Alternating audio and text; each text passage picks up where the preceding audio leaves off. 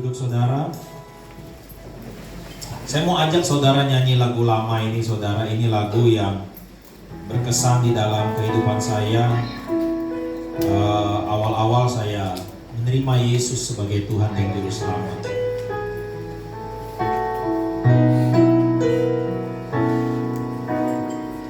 Pulihkan aku Tuhan dalam sisa hidupku ini,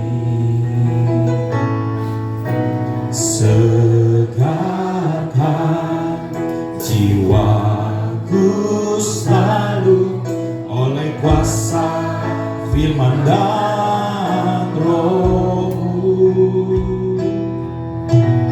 Ubah hatiku Tuhan untuk lebih mengasihi-Mu, mengutamakan Kau Yesus lebih dari dunia ini. Yang ku ingini Engkau saja, tinggal dalam kehendak rencana-Mu. Pisahkan diriku dari dunia ini, semakin ku damba kerajaan-Mu. Oh Tuhan Yesus, kerinduan hatiku, mutiara tak ternilai harta milikku. Keindahan-Mu memudahkan dunia, di mataku Engkau termulia. Oh Tuhan Yesus, kerinduan hatiku, mutiara tak ternilai harta milikku. Keindahan-Mu memudahkan dunia, di mataku Engkau termulia. Ini ayat yang membuat saya menerima Yesus sebagai Tuhan dan Juru Selamat. Saya mau ajak saudara buka Yohanes 15 ayatnya yang ke-13. Saya bacakan buat kita semua, Yohanes 15 ayat yang ke-13. Tidak ada kasih yang lebih besar daripada kasih seorang yang memberikan nyawanya untuk sahabat-sahabatnya. Saudara rasakan atau tidak, saudara percaya atau tidak, Yesus mengasihi saudara. Yesus mengasihi kita. Katakan tadi lagunya dikatakan sungguh tak terselami betapa saudara dan saya berharga, betapa saudara dan saya diincar, kalau bahasa saya diincar oleh Tuhan Yesus, supaya saudara dan saya selamat dan tidak mengalami kebinasaan.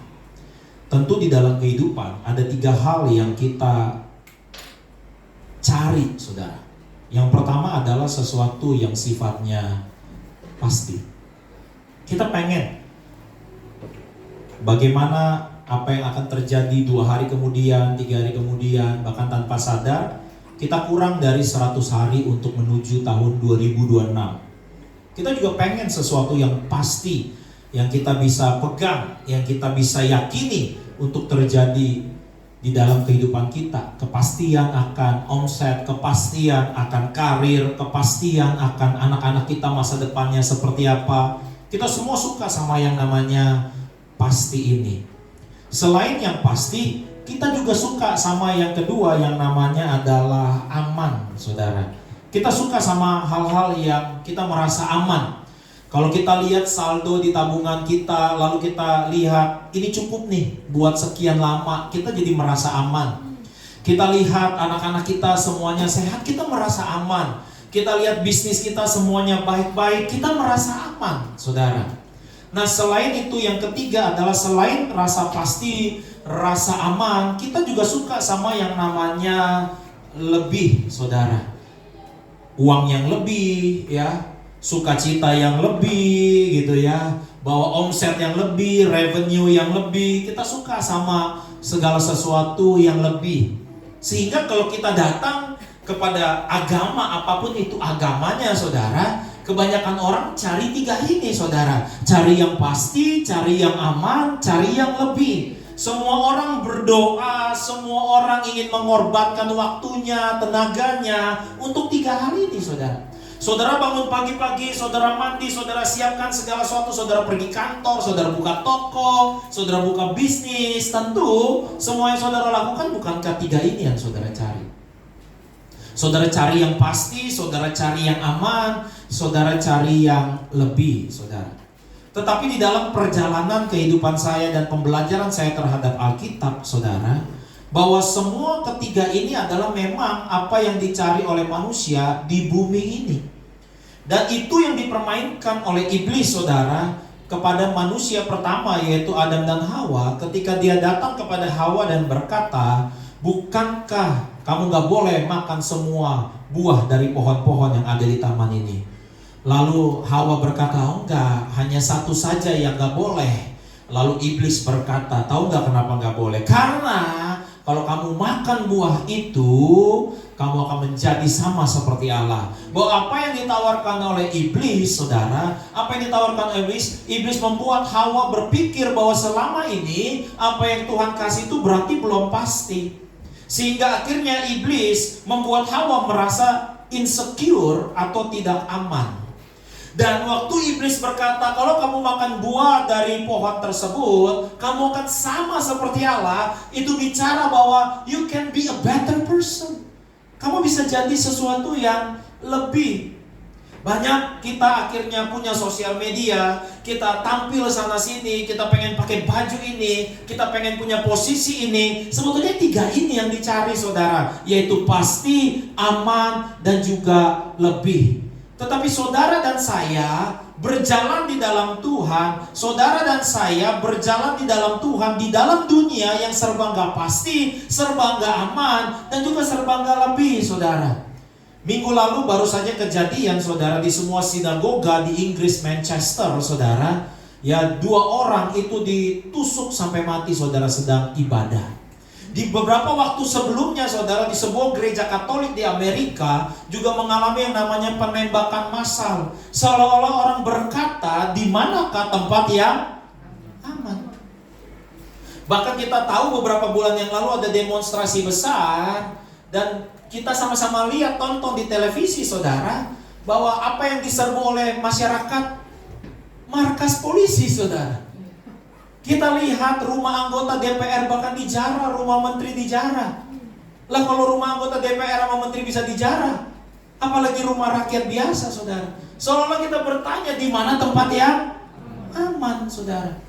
Bahkan ada orang yang gak diganggu siapapun, lagi tidur, dia gak bangun lagi saudara, dia meninggal. Jadi syarat meninggal gak harus dikeroyok orang. Syarat meninggal gak harus mengalami kecelakaan saudara. Karena meninggal atau maut itu bisa datang kapan saja. Bilang kanan kirinya, kamu masih lama deh kayaknya.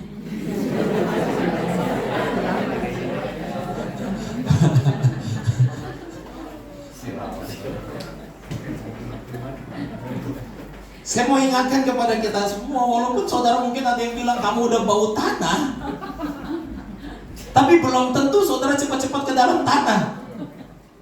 Tapi ini 3 yang dicari. Sama, saya juga mencari semua itu. Selagi muda saya cari, saya suka yang pasti, saya suka yang aman, saya suka yang lebih. Tetapi saudara, di dalam pencarian itu Tuhan tangkap saya, Tuhan selamatkan saya saudara. Saya orang yang gak suka sama yang namanya agama, apalagi kekristenan. Walaupun saya lahir sebagai seorang agama Katolik, walaupun mama saya waktu itu masih Buddhis saudara. Jadi kita Katolik ya, kita juga Buddha. Saya masih ingat, saya dulu juga di Katolik itu saya belajar sekolah minggu, tapi sekolah minggunya bukan hari Minggu saudara, hari biasa, tapi judulnya sekolah minggu saudara, oleh seorang Romo. Sekarang Romonya itu udah 10 tahun terakhir tuh terkenal sama kesembuhan, ya, namanya Romo Yohanes saudara. Nah itu Romo Yohanes yang terkenal itu saudara, itu dulu guru sekolah minggu saya saudara. Karena rumahnya dekat rumah saya, jadi saya jalan kaki ke rumah dia. Dia yang ngajarin sekolah minggu saudara. Sampai hari ini saya masih ingat-ingat lah lagu-lagu Katolik saudara. Ya, kalau saudara di gereja Katolik kan kalau mau perjamuan lagunya Setiap kali kita makan roti ini dan minum dari piala ini, kita menyatakan iman kita. Saya hafal karena dulu saya hampir jadi Romo, saudara. Ya, saya hampir masuk seminari Mertoyudan, saudara, di Magelang. Lalu frater saya saat itu tanya, kamu yakin gak kuat gak kawin? Saya disuruh mikir 1 bulan dan saya memutuskan kayaknya saya gak pantas jadi Romo. Saya lebih memilih menikah saja. Ya. Nah, saat itu saudara, saya mulai kenal tuh apa yang namanya agama, apa yang namanya Tuhan. Sampai pada satu peristiwa saudara, mama saya masih hidup saudara. Mama saya masih hidup, tetapi saya mendapatkan penglihatan mama saya meninggal saudara. Nah, waktu mama saya meninggal itu saudara, gak lama saya lihat Yesus meninggal di atas kayu salib. Nggak seperti yang ada di lukisan-lukisan yang ada di Google saudara. Karena waktu saya lihat kematian Tuhan Yesus di dalam penglihatan itu saudara, kalau saudara tanya penglihatan itu kayak gimana? Kayak mimpi tapi kita sadar gitu saudara ya. Tapi kayak mimpi tapi sadar, saya bangun tapi saya kayak lihat nonton video Yesus mati di atas kayu salib, semuanya darah semua saudara, tertutup saudara. Semuanya darah, badannya hancur. Lalu ayat ini yang muncul saudara, tidak ada kasih yang seorang lebih besar dari kasih seorang yang memberikan nyawanya untuk sahabat-sahabatnya. Lalu suara itu berkata bahwa kasihku lebih besar dari kasih ibumu, bahwa kasihku lebih besar dari kasih mamamu. Padahal mama saya masih hidup saudara. 2 tahun sesudah penglihatan itu baru kenyataannya mama saya meninggal. Dan waktu mama saya meninggal persis seperti apa yang saya lihat 2 tahun sebelumnya saudara. Di pagi hari ini saya mau ingatkan kepada kita semua, Yesus mengasihi kita lebih daripada kasih ibu kita saudara. Di dalam dunia ini siapapun punya kepercayaan yang sama, bahwa kalau kasih bapak sama kasih ibu pasti lebih besar kasih ibu. Sampai ada lagunya kan, kasih ibu kepada beta katanya, sepanjang masa. Kenapa dibilang kasih ibu lebih besar? Karena dia yang mengandung 9 bulan. Dia yang punya ikatan batin yang jauh lebih besar kepada anak-anaknya. Tapi Tuhan bicara kepada saya secara personal bahwa sebesar-besarnya kasih mamamu, lebih besar kasih Tuhan. Bagaimana sih kasih orang tua? Kita semua di sini udah jadi orang tua paham. Kalau anak kita sakit, pasti doa kita apa? Tuhan bisa nggak penyakitnya pindah aja kemana? Pindah ke saya, biar dia sembuh. Itu sampai seperti itu. Demikian pula Yesus mati di atas kayu salib untuk menanggung dosamu dan dosaku, untuk mengandung kutukmu dan kutukku. Di atas kayu salib dia mau berkata bahwa aku menggantikanmu, aku mengasihimu. Di dalam perjalanan akhirnya pertobatan saya saudara, saya makin mengenal siapa Yesus Tuhan saya saudara. Benar bahwa dia adalah kasihnya seperti lebih daripada kasih sahabat-sahabat. Saudara, apa sih arti sahabat? Saya pernah membaca satu artikel yang berkata bahwa sahabat adalah seseorang yang menerima saudara sekalipun dia tahu buruknya saudara. Kalau ada sahabatmu nih, ya, ada sahabatmu misalnya naik motor nih, terus dia nabrak seseorang, ya, pasti saudara nyalain yang ditabrak. Lu sih jalannya meleng.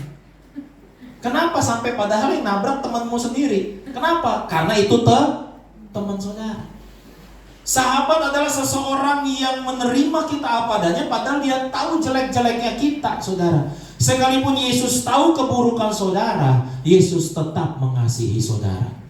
Yesus mati di atas kayu salib. Minggu lalu saya khotbah sebagai anak domba Allah.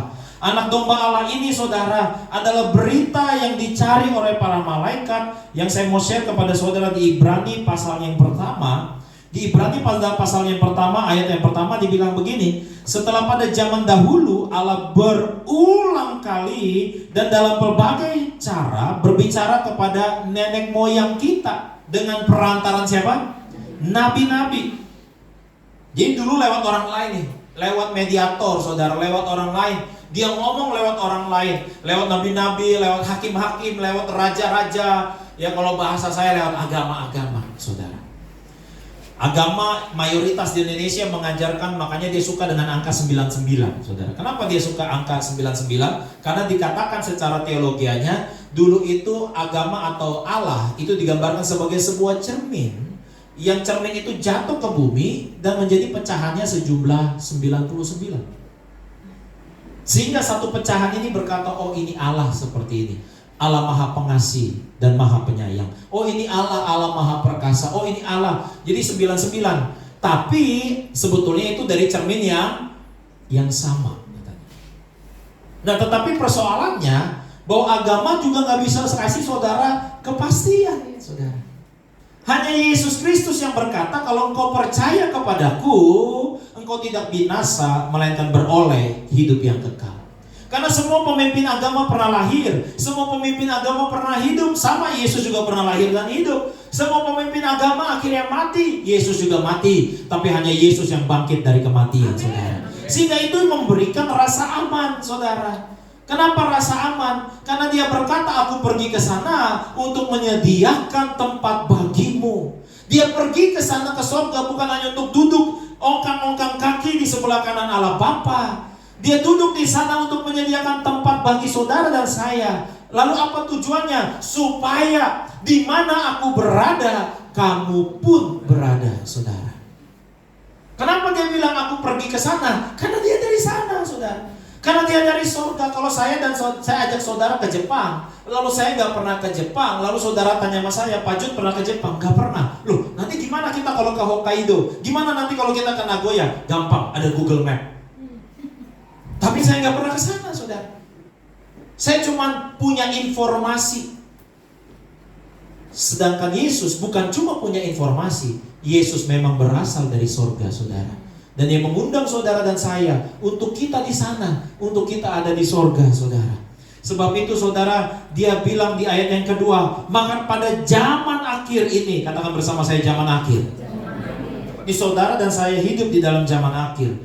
Di dalam zaman akhir ini yang telah berbicara kepada kita dengan perantaran apa? Anaknya, yang telah ia tetapkan sebagai yang berhak menerima segala yang ada. Oleh dia Allah telah menjadikan alam semesta. Ayat ketiga, ia adalah cahaya kemuliaan Allah dan gambar wujud Allah, dan menopang segala yang ada dengan firman-Nya yang penuh dengan kekuasaan. Dan setelah ia selesai mengadakan penyucian dosa, ia duduk di sebelah kanan yang maha besar di tempat yang tinggi. Di tempat yang tinggi. Ayat 4, jauh lebih tinggi daripada apa? Malaikat-malaikat. Sama seperti nama yang dikaruniakan kepadanya jauh lebih indah daripada nama mereka.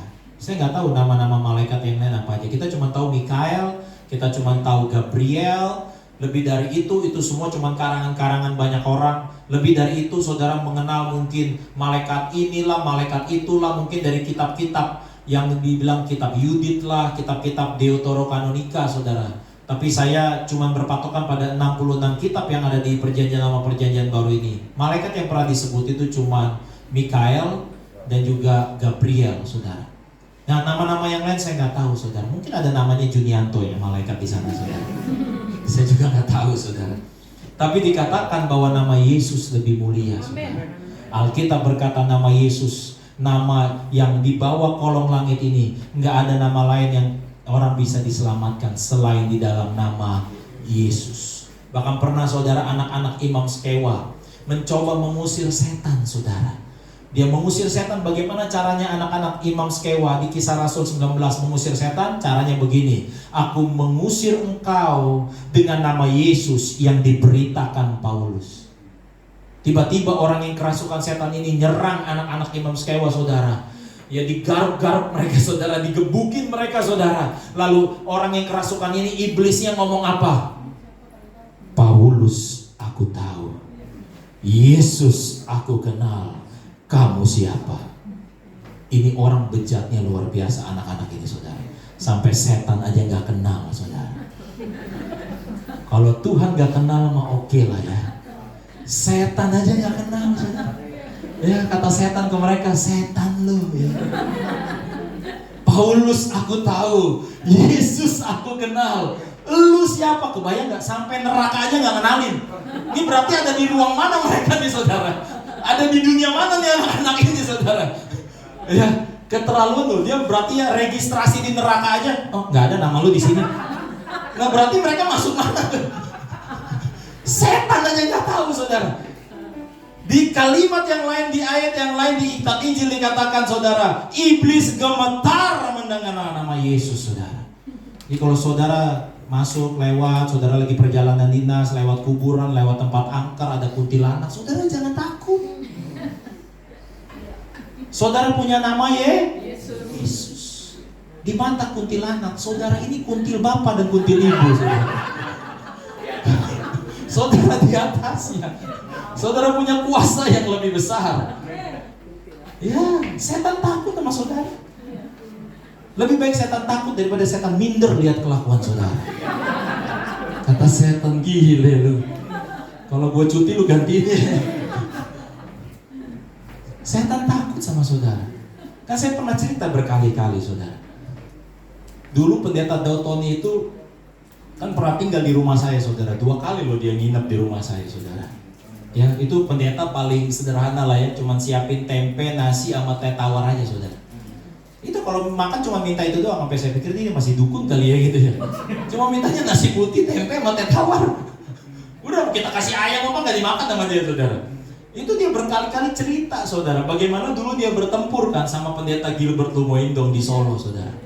Ya waktu itu dia mau bertempur, dia pakai ilmu santetnya, saudara. Dia tantang pendeta Gilbert di sebuah stadion di Solo, saudara ya.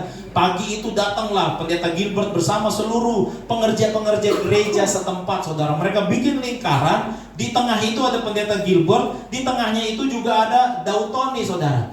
Dan menurut ceritanya Daud Tony ini, dia keluarin itu, saudara, ilmu santet paling hebatnya dia, saudara, kepada pendeta Gilbert, saudara ya. Pendeta Gilbertnya katanya cuma komat kamit nih, satu lingkaran itu cuma komat kamit, berbahasa roh maksudnya, saudara, berbahasa roh. Dan menurut kesaksian Daud Tony, saudara, dari semua orang itu, saudara, keluar sinar, saudara, keluar sinar kemuliaan. Di situ Daud Tony mengerti bahwa anak-anak Tuhan di dalam diri kalian ada sinar kemuliaan Allah.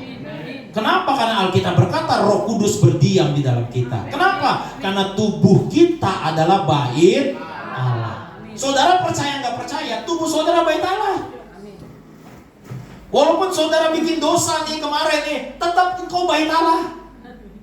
Makanya Paulus berkata kepada para penjina di kota Korintus di 1 Korintus 6, ketika mereka kedapatan berzina, Paulus nggak bilang, ih dasar lu penjina, ih dasar lu genit, dasar lu gatal, lu penjina. Enggak. Paulus ingatkan kondisi diri saudara, Paulus ingatkan identitas saudara. Bukankah tubuhmu adalah bait Allah? Jauhilah percabulan. Bukankah tubuhmu adalah bait Allah? Tubuh saudara bait Allah. Allah berdiam di dalam saudara. Lalu Daud Tony menjelaskan kepada saya, Jun, bahkan kata dia, ada satu anak Tuhan, satu pengerja gereja, itu ngumpet di balik tembok stadion. Jadi gak ikutan doa, takut dia, saudara. Dia takut, dia ngumpet di balik tembok. Menurut Daud Tony, yang ngumpet itu juga keluar sinar, saudara. Cuman persoalannya dia gak bisa lihat sinarnya dia. Makanya dia takut. Karena dia merasa gak pasti. Dia merasa gak lebih. Dia gak merasa aman. Selama Yesus mengasihi saudara, kasihnya gak on off, saudara. Dia gak begini, waktu saudara baik, kasihnya lebih. Waktu saudara jatuh dalam dosa, kasihnya turun. Firman Tuhan berkata di kitab Yesaya, sekalipun gunung-gunung beranjak, bukit-bukit bergoyang. Pernah lihat bukit goyang? Nyanyi tabolet-tabolet. Pernah lihat bukit goyang? Ya. Pernah lihat gunung beranjak? Gak pernah kan? Gak pernah kan? Mungkin gak? Nggak tahu juga, tapi nggak pernah kan? Itu Yesaya bilang, Nabi Yesaya, menurut perantara Nabi Yesaya dia bilang, sekalipun gunung-gunung beranjak, bukit-bukit bergoyang. Artinya apa? Nggak pernah kita lihat. Sekalipun gunung-gunung beranjak, bukit-bukit bergoyang, katakanlah bisa. Firman Tuhan berkata, tapi kasih setiaku tidak akan pernah beranjak. Kalaupun itu gunung, gak pernah kan? Artinya apa? Yesus juga gak pernah berhenti mengasihi saudara. Yesus juga gak pernah berhenti mengasihi saudara. Sekalipun saudara, seringkali kita menyakiti Tuhan. Sekalipun seringkali hidup kita gak sesuai gak berkenan sama firman Tuhan. Tetapi Yesus mengasihi kita. Saya mau ajak kita semua sebagai penutup, sebelum nanti saya sama Pastor Rama akan berdoa buat saudara. Pastor Rama nanti bagi sisi saya berdoa. Biasa kita berdoa habis ibadah, tapi kali ini karena saya ada Pastor Rama, kita doa aja sama-sama. Nanti anak-anak saudara baru selesai ibadah kita doakan. Ibrani pasal yang kedua dari ayatnya yang pertama sampai ayatnya yang keempat. Ibrani 2 ayat 1 sampai 4. Karena itu harus lebih teliti kita memperhatikan apa yang telah kita dengar, supaya kita jangan hanyut di bawah. Apa maksudnya arus ini, saudara? Gereja ada, itu dari kata Yunani ekklesia. Katakan bersama saya, ekklesia. Biar saudara pintar dikit lah teologianya. Jadi kalau saudara ditanya orang rumah tadi gereja belajar apa? Ekklesia. Itu bahasa Yunani ya. Ekklesia itu dari kata ex, keluar. Exodus, keluar. Keluar dia. Keluar dari mana? Dari gelap kepada terang. Jadi kita semuanya dulu tinggal dalam kegelapan, tinggal di dalam dosa, tinggal dalam kuasa iblis. Dipanggil keluar sama Tuhan. Hei sini, keluar. Nah, orang-orang yang dipanggil keluar ini ngumpul dalam satu kumpulan, disebutnya ekklesia. Ekklesia ini dimasukin ke bahasa Portugis, igreja. Igreja ini jadi gereja dalam bahasa Indonesia. Jadi saudara dan sini kumpulan orang-orang yang dipanggil keluar dari gelap kepada terang yang ajaib, dari dosa kepada darah Yesus. Sekalipun darah kita beda-beda golongannya, sekalipun kita sukunya berbeda-beda, kita satu darah di dalam darah Yesus, darah anak domba Allah. Nah, orang-orang yang tinggal di dalam gereja ini seringkali ke bawah arus. Arus apa, saudara? Kita lebih dalam gereja itu seharusnya kita fokusnya kepada yang panggil kita, yaitu apa? Ini juga teguran buat saya. Harusnya saya ajarin lebih lagi tentang Yesus tiap minggu kepada saudara. Bukan 7 langkah sukses, bukan 3 langkah diberkati. Karena saudara ini ekklesia. Saudara ini ekklesia. Saudara bukan organisasi ABCD yang 500 fortune. Saudara dari perusahaan yang paling hebat, saudara dari kumpulan orang yang paling sukses, enggak. Saudara ekklesia, jadi saudara yang panggil Yesus, sini. Yang panggil bukan Junianto, yang panggil bukan pendeta ABCD. Dia sekalipun musik enggak ada, sekalipun AC enggak ada, tapi saudara tergila-gila sama yang panggil. Saudara jatuh cinta sama yang panggil. Maka tadi pujian tadi bilang, oh Tuhan Yesus, kerinduan hatiku. Dia mutiara yang gak ternilai, saudara. Kenapa dia bilang dia mutiara yang gak ternilai? Karena terlebih dahulu dia anggap saudara dan saya adalah mutiara yang tidak ternilai. Yesus lebih pilih saudara daripada ribuan malaikat. Sekalipun suara saudara nyanyi fals, dia lebih pilih saudara yang nyanyi daripada malaikat yang nyanyi. Saking cintanya dia sama saudara. Makanya dikatakan, karena itu lebih teliti kita harus memperhatikan apa yang telah kita dengar, supaya kita jangan hanya di bawah arus. Ayat yang kedua, sebab kalau firman yang dikatakan dengan perantaran malaikat-malaikat tetap berlaku, dan setiap pelanggaran dan ketidaktaatan mendapat balasan yang setimpal. Ayat ketiga, bagaimanakah kita akan luput jikalau kita menyia-nyiakan apa? Keselamatan yang sebesar itu, yang mula-mula diberitakan oleh siapa? Oleh Tuhan. Tuhan sendiri, Yesus yang datang memberitakan 3,5 tahun saudara keliling Israel.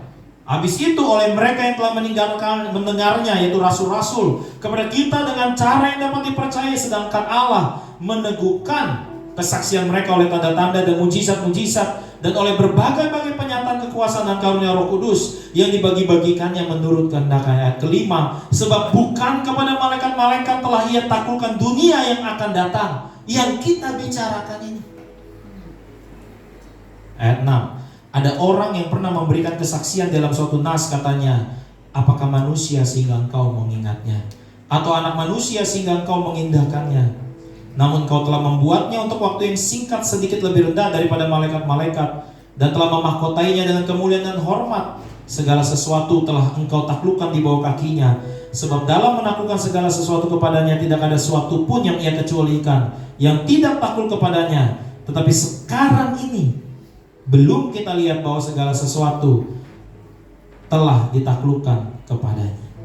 Ayat yang ke-10 dari Ibrani pasal yang kedua. Sebab memang sesuai dengan keadaan Allah yang baginya dan olehnya segala sesuatu dijadikan, yaitu Allah yang membawa banyak orang kepada kemuliaan. Semua orang yang pernah punya kesaksian ke sorga, saudara, lalu hidup lagi di bumi, semua yang saya dengar kesaksiannya, mereka semua bete kenapa balik lagi ke bumi. Ada seorang hamba Tuhan yang saya mengidolakan. Dia tahun 80 sampai 90 luar biasa terkenal. Namanya Pendeta Smith Wigglesworth. Pendeta Smith Wigglesworth hanya membaca satu buku dalam hidupnya, yaitu Alkitab. Dia nggak penting buku yang lain.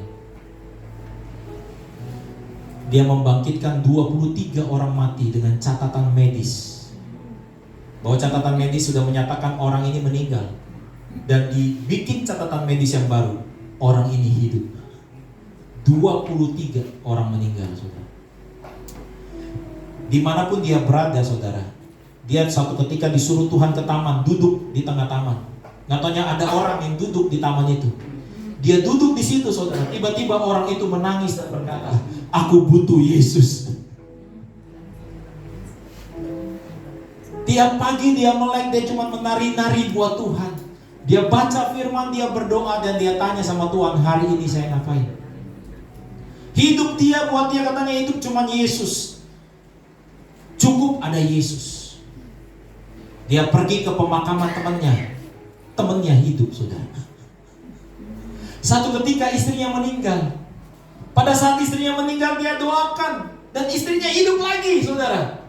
Pada saat istrinya hidup lagi, istrinya marahin dia. Ngapain kamu bawa saya balik ke bumi ini? Saya mau mati lagi. Karena ternyata kemuliaan akan datang itu, seperti Rasul Paulus katakan, tidak dapat dibandingkan dengan apapun yang ada di dunia ini, saudara. Saya rasa, bukan saya mau ngomong sombong, saudara ya. Saya rasa saya pernah ke tempat paling mewah di dunia ini yang saudara semua rasanya belum pernah datangin. Sampai ke toiletnya pun saya lihat, gila nih toilet. Ini toilet kayaknya setengah rumah pun nih, gede banget. Mewah. Lihat piring yang disiapin, sendok, garpu sih. Wih, mewah banget.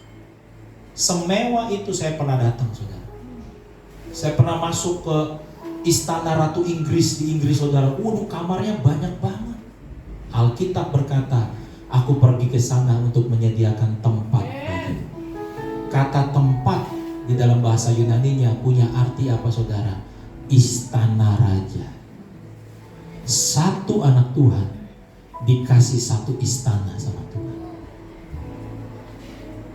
Itu kamarnya aja banyak, saudara. Kadang-kadang saya pikir ya, ngapain Tuhan kasih saya istana, kamarnya kosong semua dong. Jangan sampai saudara bikin kos-kosan nanti di surga ya. Masukin rumah123.com. Kalau kita sayang sama seseorang, berlebihan gak, saudara?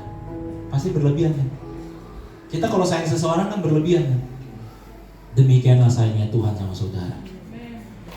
Tenang, saudara, di sana ada pembantu. Walaupun di bumi ini saudara nggak punya mbak, di sana ada pembantu namanya malaikat-malaikat. Mereka siap untuk melayani saudara.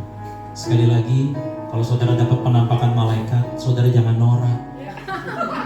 Ya, tiba-tiba malaikat datang, saudara, wih, malaikat. Lah, si Inem datang ke rumah saudara tiap pagi, saudara gitu nggak? Ih, Inem, luar biasa. Terus saudara ngomong sama tetangga, si Inem, ada si Inem. Ya orang si Inem. Ya nanti saudara kalau ketemu Gabriel itu nurut sama saudara. Karena saudara lebih tinggi dari Gabriel. Saudara anak Allah. yang kepadanya Allah